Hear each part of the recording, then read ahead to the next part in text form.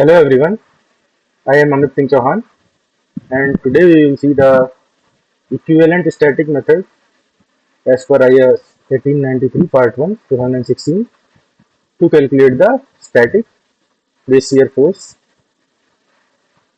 in the event of earthquake on any building structure.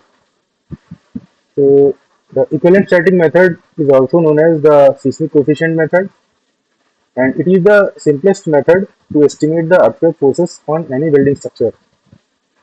Although it has certain limitations as per IS 1893, it is applicable only for the zone 2 and the building height up to only 15 meters.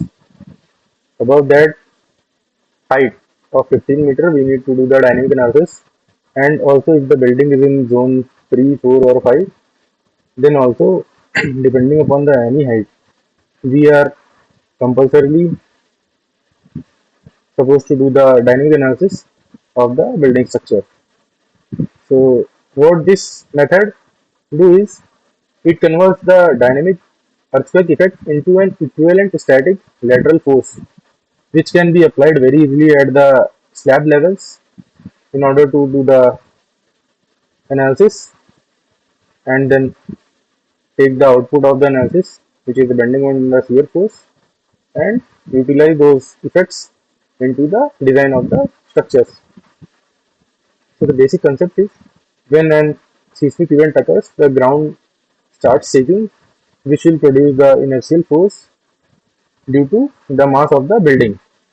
And in the ESM of the equivalent static method, we assume that this complex dynamic behavior can be represented by a single static horizontal force acting at each floor level, which is basically the concept of cantilever. Like our building structures, later we can assume as the vertical cantilevers, and the bottom of the building, which is the foundation level or the ground level, can be assumed as the fixed support of the cantilever. So now moving further, the formula for calculating the base shear is given in the IS 1893 Part 1 2016, which is the AH into the seismic weight of the building. So in order to calculate the total base shear value, we need to calculate these two terms. So we will see them one by one. The first term is the design horizontal acceleration coefficient, and the W is the total seismic weight of the building. So now the formula for the AH value is Z by 2 into I by R into SA by G. So to calculate the H value, we need to calculate each and every term given in this formula. And our IS 1893 has defined each and every term as Z as the zone factor, and the values are given in the table 3 of IS 1893. Depending upon the our building is in the zone 2 or zone 3 or zone 4 or zone 5, the value of Z are varying from 0.10 to 0.36.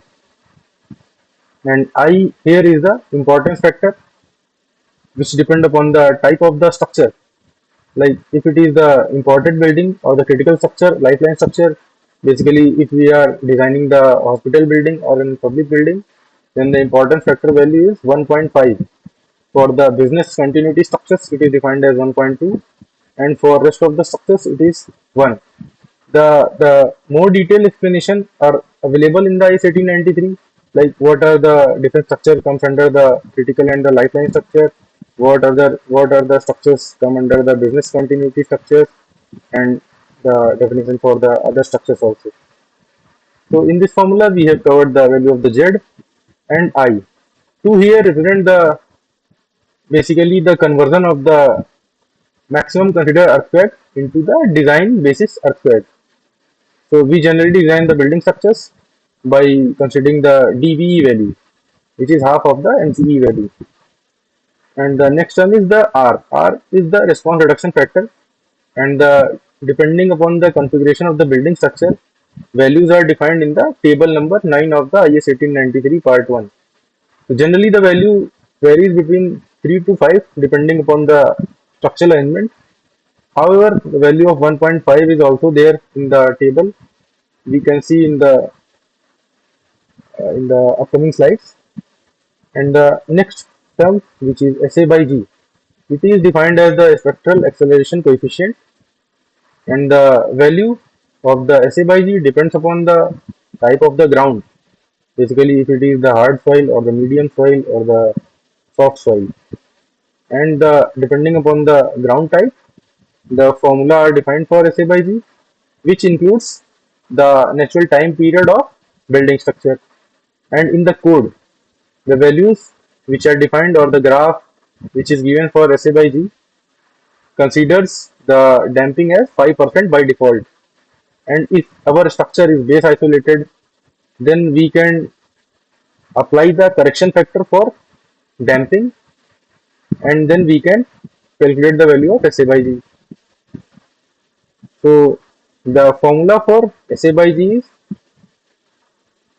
with respect to the various ground condition is defined here, like for the hard rock or the medium stiff soil or for the soft soil. And we can see here the fundamental time period is required in order to calculate the SA by G. And the formula for fundamental time period is also given in the clause number 7.6.2.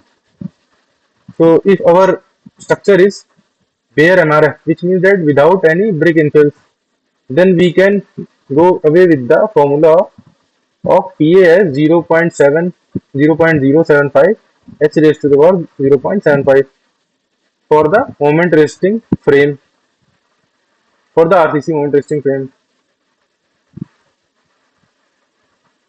So in this lecture, we will keep up to this concept only, and we will try to configure the formulation in the Excel file to calculate the value of AH. So now let me open the Excel file for you. Yeah.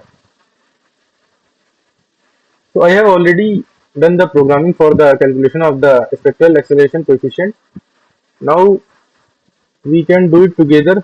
For that I need to create a copy of the formula sheet. Yeah. So this sheet 2 is the copy which we have created. Now we will start the programming one by one. So the value of H is defined as Z by 2 into I by R into SA by G. So we'll apply the formula as Z by 2 into I by R multiplied by SA by G. Now in order to get the value of the Z, we have this table defined in the IS 1893, which requires the input for the zone. So to get the input for the zone, we can do the data validation and select the list defined over here for the location. So now we can see all the zones are available in the drop down. So we will select the zone 2 and mark it as input value. And for the zone factor, we need to apply the lookup formula. We will look up the zone of the structure from the cell number E6 and then give a comma for the lookup vector, which is here, and then we will select the result vector from here. So now we can see as we change the seismic zone of the structure, our Z value, which is the zone factor, is getting updated automatically. Now the same thing we will do for the type of the structure. First we will apply the data validation for the type of the structure. These type of structures are available as per the IS 1893. So now we will select the critical or the and the lifeline structures.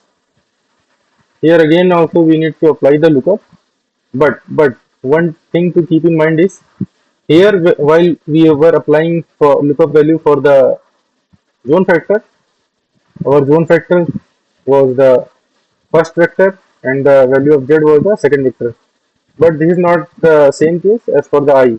Here the lookup value is on the right hand side and the result value is on the left hand side. So here we need to apply the x lookup value. We will select the lookup value and we will put the comma. We will select the type of the structure and we will select the resultant vector. Now we will highlight this also as the input. So now as we select the type of the structure, our I value is getting updated with the type of the structure. Now the value of R can be selected from the table 9 of the IS 1893. The part of that table I have attached here for your reference. A part of that table I have attached here for your reference. So for our case, we can assume that we are doing the design of the RCC building with the special moment resistant frame and the R value for which is 5 as defined in the code. Now the value remaining is SA by G. We need to calculate the SA by G to calculate the value of AH. So in order to calculate the value of AH, we need to refer to the formula defined in the code as we have seen in the slides. So these are the formula for the AH value, for the SA by G value. For SA by G value, we require time period. For time period, we need the height of the building. So let us assume we are doing the design of 3-story building with the typical story height as 3.3 meters. So height of the building is 9.9 meters. Now we can use the we have used the RC moment resisting frame. So we can use this formula 0.075 h raised to the power 75. So 0.075 into h raised to the power 0.75. So now we have calculated the value of the fundamental time period of the building. So now we will see the value of SA by G, how we can calculate from this table as given in the IS code. So for that we have calculated the value of the time period. Now we need to select the type of the ground. So let us say we are designing the building structure in the medium stiff soil site. So as our time period value is 0.42 second, 0.42 second is less than 0.55 second. So SA by G value for our case is 2.5. So now we need to put the value of SA by G here to get the value of AH. So now as we have calculated the value of AH using the IS 1893 formula, and the same formula I have done the programming in the sheet number 1 also. So in this sheet, if we can select the other zone, then the value of H is getting changed. When we are changing the type of the structure, the value of H is getting updated automatically, and we can also calculate the value of SA by G using the type of the soil and the time period of the building structure. So this is it for this lecture. In the next lecture, we will try to understand the concept of seismic rate. Let me project it for you. Yeah.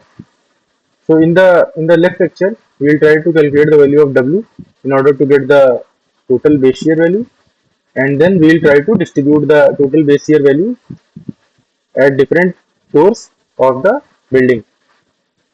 So it will be basically a vertical cantilever and having the VB value distributed at each floor. So thank you for your time.